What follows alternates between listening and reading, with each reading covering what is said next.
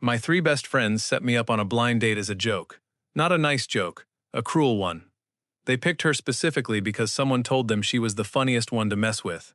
They expected me to sit through 10 awkward minutes, invent an excuse, and leave, so the group chat could laugh about it later. Instead, I stayed for 3 hours. I found out the truth mid-dinner, from a text I was never supposed to see. And by the time that night ended, I'd lost a 10-year friendship and found the woman I'm building a life with now. This is the story of the night my friends tried to humiliate a stranger for entertainment, and how finding out ruined the joke and started everything else. I have to back up first, because I didn't know any of this walking in. As far as I knew, Ryan had just set me up on a normal blind date. Ryan, Tyler, and Sam had been my closest friends since college. 10 years deep, the kind of friendship that survives job losses, breakups, 3 different apartments each. The stuff that's supposed to prove a friendship is real. But Ryan had a side to him I'd noticed for years and never fully confronted. A kind of cruelty that wore humor as a disguise, usually aimed at people outside our circle, people who couldn't push back, or wouldn't know they were even part of the joke. A year earlier, he'd set a friend up with a coworker he privately thought was too intense, purely to watch him squirm through dinner and report back for laughs. I remember laughing at that story when he told it. That's the part I'm not proud of. Laughing along costs you nothing when you're not the one sitting across the table finding out later that you were the punchline. I told myself it was harmless. She never found out. No real damage done. I understand now how easy that logic is when you're never the one being set up. And Ryan wasn't a bad person in every other room of his life. That's the part that made it harder to see clearly at the time. He showed up when people moved apartments. He drove 4 hours once to sit with Sam in a hospital waiting room. He remembered birthdays, paid for rounds without being asked, texted back within minutes. It's easy to build a story where cruelty only lives in obviously cruel people. Ryan taught me, without meaning to, that it can live comfortably right next to genuine loyalty, sometimes in the same person, sometimes in the same week. So when he mentioned someone from his sister's book club, I didn't ask many questions. I'd been single a while, not by choice, just by drift, and a blind date felt like low-effort forward motion. I said yes. I had no idea I was about to become the exact thing I'd laughed at a year before, from the other side. She was already seated when I walked in, and the first thing I noticed wasn't how she looked. It was how she looked carefully, guarded, like someone bracing for a reaction she'd clearly seen before, more than once. "Jason," I said, sitting. "Maya," a small, careful smile. It didn't reach her eyes yet. The first 20 minutes were stiff, standard first date small talk, but I noticed something underneath it. Her answers were quick and genuinely funny, but always slightly braced, like she was clocking the exact second my interest would drop off. I didn't understand why yet. I would, sooner than I expected. She asked about my job, and actually listened to the answer, then turned the conversation back to herself, with an ease that didn't match how guarded she'd looked 30 seconds earlier. She told me about being the youngest of 4 kids, about a childhood dog she still talked about like it had died last month instead of a decade ago, about a solo road trip the previous summer that ended with her stuck behind a herd of goats blocking a rural highway for almost an hour. By the time our food came, the stiffness was gone. Maya had a dry, fast wit that caught me off guard more than once. She worked as a vet tech, and when she talked about her patients, something in her voice softened in a way that told me more about her than any direct question could have. She had opinions about everything: bad true crime podcasts, the correct way to scramble an egg, why people who don't really watch TV always somehow have the strongest opinions about it. "You're not what I expected," she said, halfway through dinner, something curious in her voice. "What did you expect?" She hesitated, then decided to just say it. Someone who'd find a polite reason to bail by now. I've done enough of these to have a pretty accurate internal clock for it. I laughed it off, told her something like, "Well, I'm not going anywhere." I meant it as a throwaway line.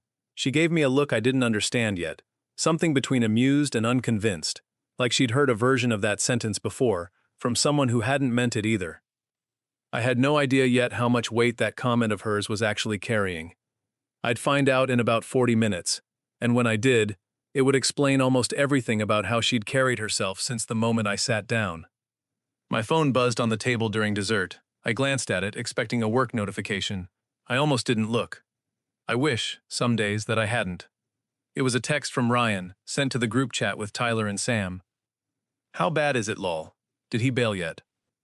Something cold dropped straight through my stomach. I scrolled up. Slowly. Each message worse than the last. The thread went back almost a full day. Ryan describing Maya to the group in language I'm not going to repeat here. Framing the whole date as a bit. A joke at both our expense. Engineered purely so the guys could laugh about my reaction afterward. Sam had asked at one point, "Isn't that kind of messed up?" Ryan's reply, "It's fine, it's just a joke, relax." Further up it got worse. Ryan hadn't picked Maya randomly off his sister's book club roster. He'd chosen her. His words, verbatim. "Heard she was the funniest one to mess with." I sat there holding my phone, Maya still talking across the table, and read that line 3 times before it fully landed. This wasn't a spontaneous, thoughtless impulse. Ryan had planned this. Days in advance. He had chosen her. I felt something settle into my chest that wasn't embarrassment, which is what Ryan had clearly been hoping to provoke. It was anger. Cold and very focused. Not for me. For her.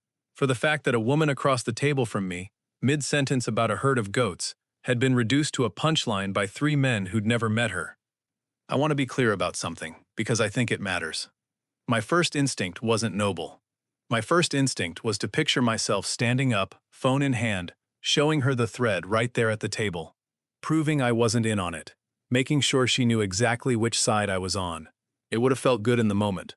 It also would have made the rest of the night about me, about my innocence, my discomfort, my need to be absolved in front of her immediately. I put that instinct away. It took more effort than I expected. I put the phone face down. I looked at her. And I made a decision in that exact second I've never once regretted. "Sorry, work thing," I said. "You were saying?" I didn't tell her. Not yet. I wanted the rest of that night to belong entirely to her. Not hijacked by my anger. Not turned into a story about how good I was for staying. I was enjoying her company. That part, at least, was already real, joke or no joke. But I want to be honest about something. Staying quiet in that moment wasn't just kindness. Part of me needed to know if what I was feeling, the ease, the genuine interest, was real or just adrenaline from the anger. I needed 1 more hour to find out before I said anything that might change how she looked at me for the rest of the night. We stayed almost 3 hours, long after both plates had been cleared, long after any reasonable first date should have ended. The conversation kept opening into places small talk usually doesn't go.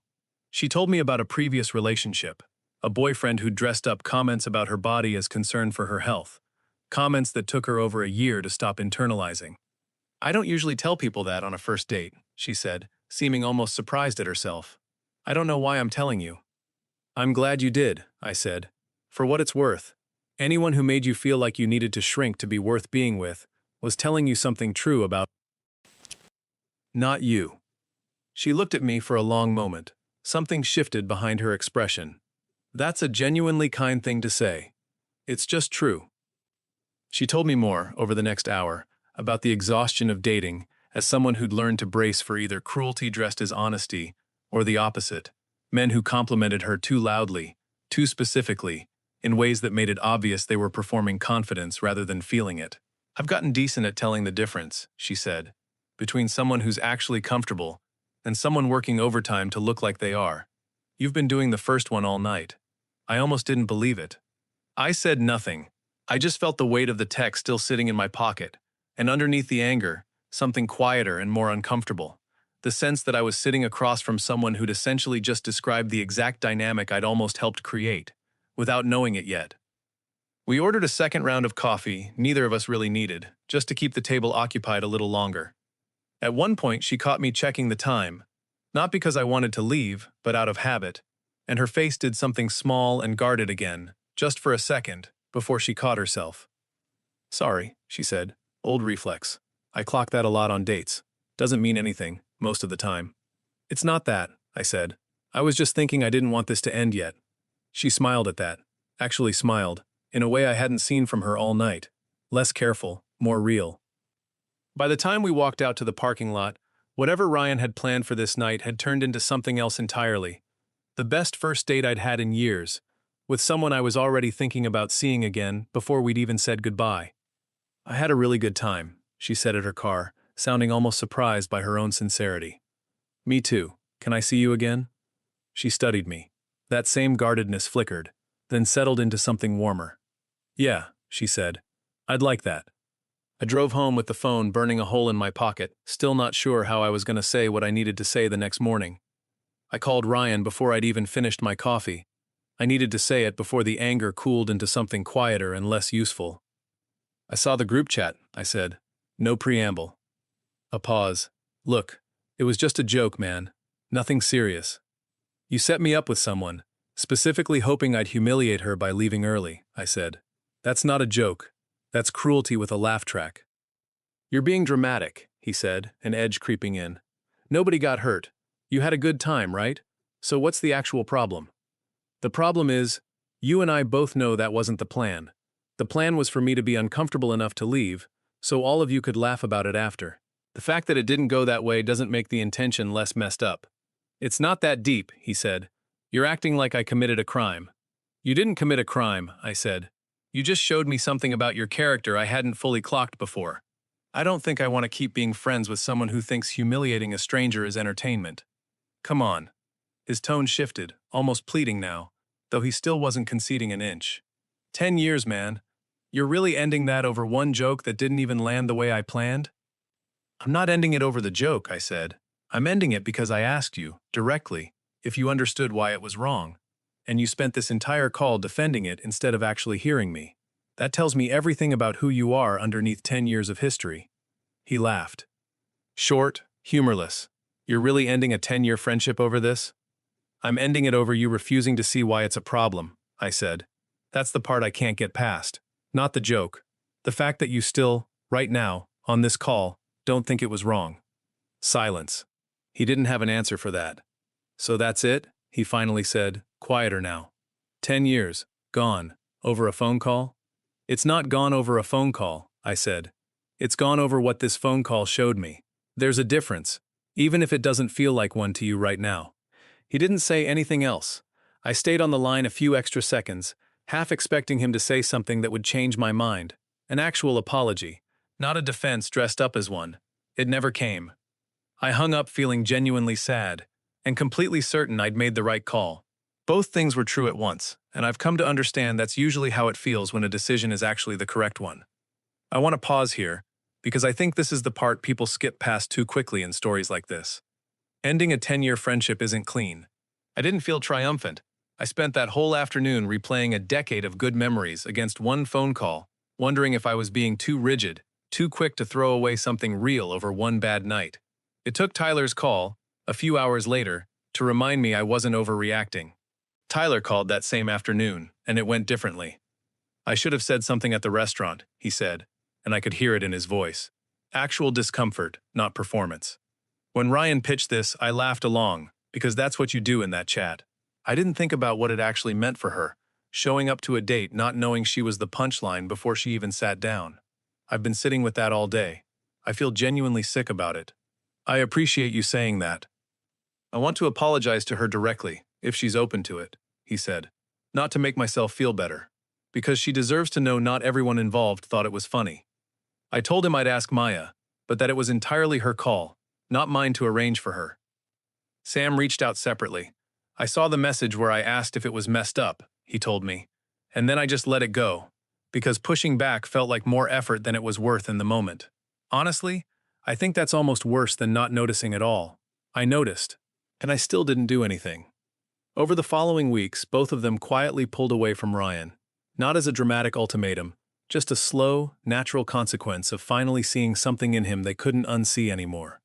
Tyler told me months later that he and Ryan barely spoke, not because of one blow-up, because the whole shape of the group had shifted once Ryan's refusal to own what he'd done became something none of us could look past. I told her everything on our second date, a week later.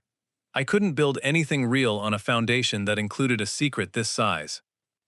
"I need to tell you something," I said, once we'd settled into a corner booth at a coffee shop, about how that first date actually got set up.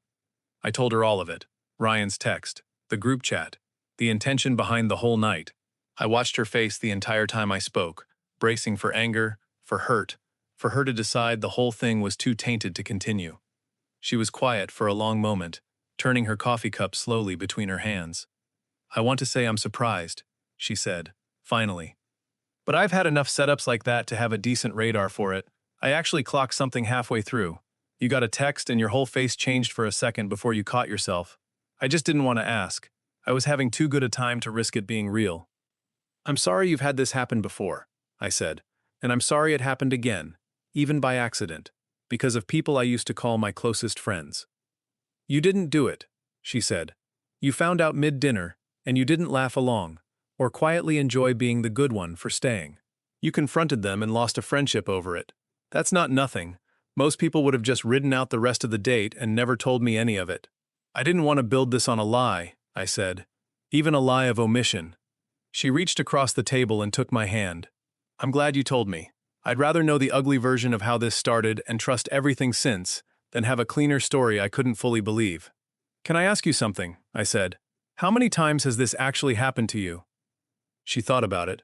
Enough times that I stopped being surprised by it a while back. Enough that I almost didn't come that night at all. A small smile. I'm glad I did. So am I said. More than I can really explain. Months into dating, long after the story of that first night had stopped feeling raw, Maya told me something I hadn't asked about. How she'd almost said no to the date entirely. I actually canceled once, she admitted. One night over dinner at her apartment. Texted your friend's sister that I had a work thing. I didn't. I just didn't want to sit through another one of these. What changed your mind? Honestly, I don't fully know. I think I was just tired of letting it win. Tired of assuming every setup was going to be a version of the same bad night. I figured, worst case, I get a free dinner and a story for my roommate. She laughed, a little wryly. I did not expect the story to be this one. I asked her, carefully, if she'd ever found out afterward when a date had been a setup like that. Whether anyone had ever told her the truth the way I had. Once, she said, a friend of the guy told me, months later, at a party, laughed about it actually, like it was a fun bit of trivia. I remember standing there smiling because I didn't know what else to do with my face. I didn't say anything for a second. I just thought about how different that must have felt from a coffee shop conversation where someone sat across from her and actually meant the apology in it. That's not what this was, I said. I know, she said. That's kind of the whole point. It's been almost a year since that dinner, since a cruel joke accidentally became the start of the most genuine relationship I've built in my life. Maya and I are together now, seriously, both of us having built something real out of a night that was never supposed to become anything. Tyler and Sam are still close friends of mine, both of them having genuinely reckoned with their part in that first night in ways that changed how our whole remaining group treats people going forward. Tyler did apologize to Maya directly, a few months later, over coffee. She told me afterwards she appreciated it, even though she hadn't needed it to move on. A small, unnecessary kindness that mattered to her anyway. Ryan and I haven't spoken since that phone call. I heard through mutual friends that he still doesn't think he did anything wrong. I've come to understand that tells me everything I need to know about the friendship I lost. I ran into him once, months later, at a mutual acquaintances gathering neither of us expected the other to be at. We exchanged a stiff nod across the room. Nothing more. I didn't feel any pull toward fixing it. I mostly just felt confirmation that trusting my own read of his character over 10 years of shared history had been the right call. I think about that group chat message a lot.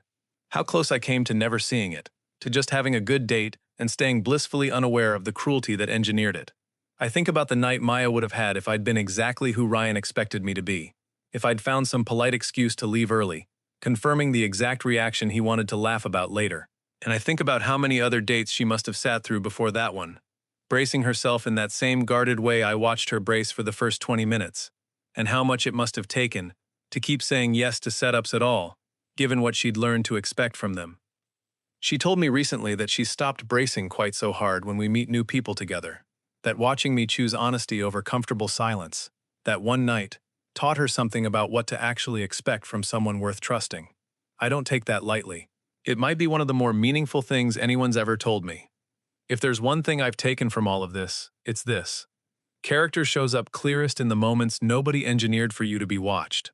A text you weren't supposed to see. A decision about how to treat someone once you know the setup was never meant to be kind. Maya deserved better than being someone else's punchline. And I'm endlessly grateful that an accident, one text message I almost didn't read, turned into the choice to give her the evening, and the relationship she actually deserved all along. Sometimes I think about how easily none of this happens. If my phone had buzzed 30 seconds later. If I'd left it face down without checking. If I'd been even slightly less curious, or slightly more tired, or slightly more willing to let a bad joke slide the way I had a year earlier with someone else's punchline. There was nothing inevitable about any of it, just one small, ordinary decision to actually look at a phone screen. And everything after that came from what I chose to do with what I saw. I don't know what that says about fate, or luck, or whether either of those words even apply here. I just know that the version of that night where I never see the text is a version where Maya goes home from another bad setup, a little more guarded than before, and I go home thinking I had a decent date with someone I probably won't call. Both of us walking away from something real without ever knowing it was there. I got lucky. She got someone who, for once, didn't confirm what she already expected. I try not to take either of those things for granted. If this one got you, let me know in the comments. And if you want more stories like this every week, subscribe. There's a new one waiting for you.